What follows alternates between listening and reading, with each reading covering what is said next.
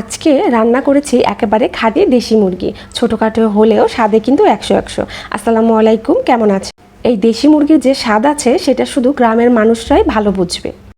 রান্নার জন্য প্রথমে নিয়েছি ঘরোয়া মশলা, পেঁয়াজ, আদা, রসুন, হালকা কিছু জিরা একসাথে সুন্দরভাবে ব্লেন্ড করে নিয়েছি। দেশি মুরগির সাথে সব বাটা মশলা ব্যবহার করেছি। এখন একটা কড়াইয়ে তেল গরম করে 2টা তেজপাতা, 2 টুকরা দারচিনি, তারপর অ্যাড করলাম মশলা। ধীরে ধীরে কষতে হবে এবং মশলা কষানো হয়ে গেছে এটা বোঝার উপায় হচ্ছে তেল সুন্দরভাবে উপরে ভেসে উঠবে।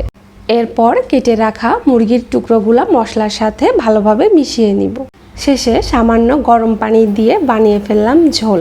দেশি মুরগির রান্না হয় ধৈর্যে, মাঝে মাঝে ঢাকনা উঠিয়ে নাড়তে হবে।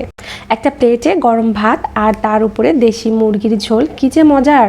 আসলে দেশি মুরগির স্বাদ মনে করিয়ে দেয় ঘরোয়া খাবারের আসল টেস্ট। আপনিও যদি দেশি স্বাদের ভক্ত হন তাহলে এই রান্নাটা একবার ট্রাই করেই দেখুন আর কমেন্টে জানিয়ে দিন কবে খেয়েছেন শেষ দেশি মুরগির ঝোল।